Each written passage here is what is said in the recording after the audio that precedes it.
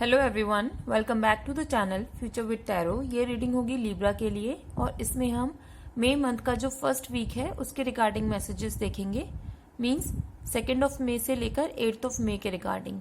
तो जो पहला कार्ड है आपके 10 ऑफ सॉर्ड्स और स्टार कार्ड, ये शो करते हैं आपकी प्रेजेंट सिचुएशन या फिर आपकी प्रेजेंट एनर्जी को। तो आप बहुत ज़्यादा स्ट्रेस में हो और उसकी वजह से आपकी बॉडी कंप्लीटली गिव अप कर चुकी है कि अब भले ही मेरी लाइफ में कुछ भी हो जाए, मैं इससे आगे मेहनत नहीं कर सकता, या फिर ये कह लीजिए कि मैं इससे ज़्यादा स्ट्रेस नहीं ले सकता। तो आपका जो माइंड की क्लैरिटी है, एक तो वो ख़त्म हो चुकी है। दूसरी चीज़ें पता होने के बावजूद भी आप ये कोशिश करोगे कि ठीक है, जो चीज़ें अपने आप हो रही हैं होती रहें, मैं इस सिचुएशन में बिल्कुल पार्टिसिपेट नहीं करूंगा, चाहे वो मेरे लिए अच्छी हो चाहे वो मेरे लिए गलत हो। आप एक जगह पर रुक गए हो और आपको वे फॉरवर्ड दिखते हुए भी आप उस पर काम नहीं कर पाओगे क्योंकि एनर्जी ही नहीं रहेगी। दूसरा, स्टार कार्ड की जो एनर्जी है ये शो कर रहा है कि आप पास्ट में से लेकर अब तक ना बहुत ज़्यादा चीज़ों को बैलेंस कर रहे हो, वो भी अकेले हाथ से।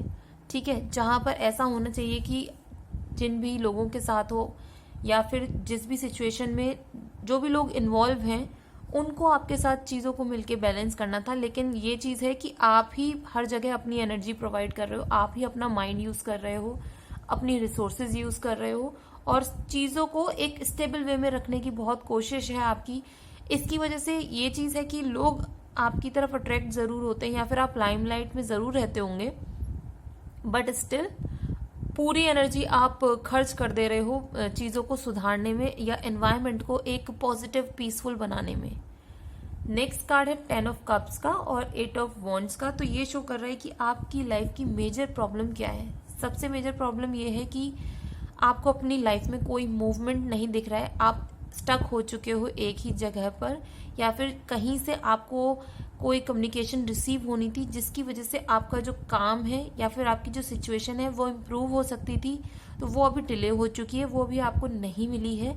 दूसरा, आपकी जो एनर्जी है ऑब्वियसली 10 ऑफ सॉर्ड्स है और यहाँ 8 ऑफ वॉन्ड्स है। तो ये शो कर रहा है कि जो आपकी एनर्जी है ना वो बिल्कुल ही लो हो चुकी है और उसकी वजह से आप कोई एक्शंस लेना नहीं चाह रहे हो, क्योंकि यही सेम दोनों कार्ड में यही शो हो रहा है।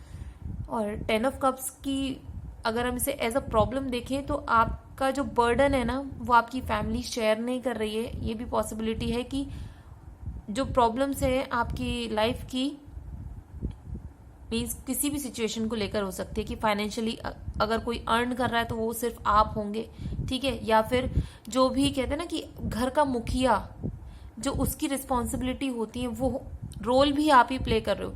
ये भी पॉसिबिलिटी है कि कुछ लोग एज में बहुत कम होंगे, मीन्स उनके ऊपर बड़े लोग हैं, बट जो रिस्पॉन्सिबिलिटी आप निभा रहे हो वो बड़े लोगों वाली है, मीन्स आपके एज से थोड़ा ज़्यादा ही आप कर रहे हो। और जो सपोर्ट सिस्टम आपको चाहिए था आपकी फैमिली से वो अभी फिलहाल मिल नहीं रहा है। और आप जहाँ पर पीस ढूंढते हो ना अपनी फैमिली लाइफ में, अपने जो आसपास के आपके रिलेशन हैं, वहां पर आपको पीसफुल कोई सिचुएशन नजर नहीं आ रही है। नेक्स्ट कार्ड है लवर्स का और पेज ऑफ वॉन्ड्स का। तो ये शो करता है कि आप अपनी लाइफ में किन चीजों को देख नहीं पा रहे हो या फिर आपको किन चीजों के ऊपर काम करना है। तो सबसे पहली चीज, आपका जो विजन है ना वो लॉन्ग टर्म विजन है और आप उसको देख नहीं पा रहे हो। मतलब आपकी लाइफ में सक्सेस है, ग्रोथ है, बट जस्ट बिकॉज की बहुत ज्यादा स्ट्रेस्ड सिचुएशन में हो, मूवमेंट नहीं है आपकी लाइफ में, तो आपको क्या लग रहा होगा कि अब यहीं एंड हो चुकी हैं चीजें, बट ऐसा नहीं है। आप जो अपना हार्ड वर्क कर रहे थे ना, अभी थोड़े टाइम के लिए आपको कंटिन्यू रखना है, क्योंकि पेज ऑफ वॉन्ड्स की एनर्जी होती है फायरी एनर्जी। आपका जो फोकस है, आपका जो गोल है, आप उसे अचीव भी कर पाओगे और आपका जो कहते हैं ना एक चीज कंप्लीट करने के बाद आप दूसरे चीज पर मूव ऑन कर जाओगे और उसे भी अचीव करोगे। तो ये सिचुएशन क्रिएट हो रही है, आपकी लाइफ में मूवमेंट आएगा, ये कंफर्मेशन मैं दे रही हूँ, क्योंकि व्हील ऑफ फॉर्चून और एम्प्रेस का कार्ड भी है और 3 ऑफ वॉन्ड्स का भी कार्ड है। मीन्स आपके जो आपने प्लान्स बनाए हुए थे वो भी सक्सेसफुल होंगे। दूसरी चीज ये भी है कि आप कहीं ट्रेवल भी कर सकते हो, मतलब ट्रैवलिंग के लिए भी प्लान्स हैं, लेकिन आपको उसके अभी फिलहाल आप उसे देख नहीं पा रहे हो। और लवर्स का जब कार्ड आया है तो उसमें ये भी है आपके जो कनेक्शंस है ना, जिनको आप ऐसा फील कर रहे हो कि बहुत ज्यादा बर्डन है या फिर आप ही के ऊपर सारी चीजें दे दी गई हैं, तो देखो वो कनेक्शंस भी जो आपके साथ में है ना लोग, वो भी अपनी तरफ से जितनी एनर्जी प्रोवाइड कर सकते हैं वो कर रहे हैं, आपको सपोर्ट कर रहे हैं, बट आप उसे देख नहीं पा रहे हो। ठीक है। और कुछ लोगों के लिए ये भी मैसेज है कि जो लोग ऑलरेडी कमिटेड रिलेशनशिप में हो या फिर किसी भी टाइप के रिलेशनशिप में हो, तो आपका जो पार्टनर है ना वो इक्वली डिवोटेड है आपकी तरफ। नेक्स्ट कार्ड है व्हील ऑफ फॉर्च्यून और एम्प्रेस का कार्ड। तो ये शो करता है कि आपकी स्ट्रेंथ क्या है। सबसे बड़ी स्ट्रेंथ है आपकी हार्डवर्क करने का तरीका। दूसरा, आपका जो लक है वो आपके सपोर्ट सिस्टम में काम करता है। कभी कभी प्लैनेट्स के मूवमेंट की वजह से कुछ टाइम के लिए जो माइंड की एनर्जी होती है वो ऊपर नीचे हो जाती है, लेकिन ओवरऑल ये बोलूंगी कि जुपिटर प्लैनेट आपके फेवर में काम करता होगा, क्योंकि यहाँ पर मोस्टली येलो और ब्लू का जो कॉम्बिनेशन दिख रहा है, तो इमोशनली भी आपको सपोर्ट मिलता है। नेक्स्ट चीज है कि आपके पास रिक्वायर्ड रिसोर्सेज हैं।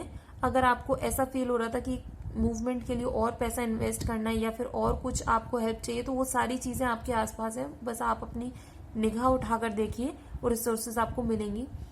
मैरिज के लिए भी मतलब जो ऑलरेडी मैरिड हैं, आपके पार्टनर बहुत स्ट्रांग है, आपको बहुत स्ट्रांगली सपोर्ट भी करते हैं, तो ये सारी चीजें ना आपकी स्ट्रेंथ में आती है। ठीक है। नेक्स्ट कार्ड है थ्री ऑफ वॉन्ड्स का और जस्टिस का कार्ड। तो ये शो कर रहा है कि आउटकम क्या है। आउटकम बहुत अच्छा है मेरे अकॉर्डिंग, क्योंकि जब आपकी स्ट्रेंथ ही लक कार्ड है और आपका हार्डवर्क है, तो ये शो कर रहा है थ्री ऑफ वॉन्ड्स में कि आप अपने जो प्लान्स बनाओगे ना बहुत ज्यादा कैलकुलेटेड वे में बनाओगे, और अपना जो भी काम है या जो भी रिलेशनशिप बोल लीजिए उसको ना दूर तक लेकर जाओगे। आपका जो विजन है वो लॉन्ग टर्म के हिसाब से आप चीजें करने लगोगे और उसमें सक्सेस भी मिलेगी। ओवरसीज में जाकर भी आप अपने बिजनेस को, अपने करियर को अच्छे से ग्रो कर सकते हो। लेकिन मेन पार्ट ये है कि जस्टिस कार्ड जब आता है तो ये शो करता है कि आपको एक्शन लेने पड़ेंगे। अगर आप ये सोचो कि सिर्फ लक आपके फेवर में काम करेगा, तो लक आपके लिए अपॉर्चुनिटीज जरूर लाएगा, लेकिन अगर आप उस पर हार्डवर्क नहीं करोगे या फिर उसके ऊपर एक्शन नहीं लोगे, तो वो लक जो आपके लिए अपॉर्चुनिटीज लाया था वो आप अपनी लाइफ से रिमूव कर दोगे। तो जस्टिस कार्ड भी पॉजिटिव ही है, क्योंकि आप एक्शंस लीजिए, आपके लक की वजह से ना चीजें और अच्छी होंगी, आपके और फेवर में जाएंगी। दूसरा, अगर किसी भी लीगल मैटर में आप अटके हुए थे तो वो आपके फेवर में होने वाला है। मैरिज से रिलेटेड भी ये कार्ड पॉजिटिव है।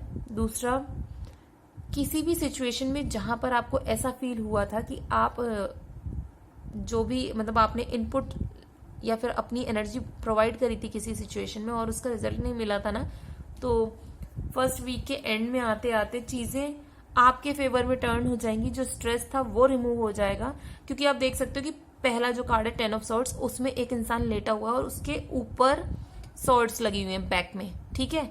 लेकिन अगर हम एंड कार्ड देखते हैं जस्टिस कार्ड, तो वो उनमें से ही एक सॉर्ड को हाथ में लेके बैठा है कि अब बहुत हो गया, मैंने जितना लेना था स्ट्रेस ले लिया, अब जो भी मेरे सामने आएगा, चाहे स्ट्रेस हो चाहे कोई नेगेटिव सिचुएशन हो, ठीक है, उन सब चीजों को मैं खुद ही रिमूव करूंगा। तो ये बहुत अच्छी रीडिंग है, और अगर आपके साथ ये रेजोनेट की हो तो do like, share, comment and subscribe to my channel future with tarot.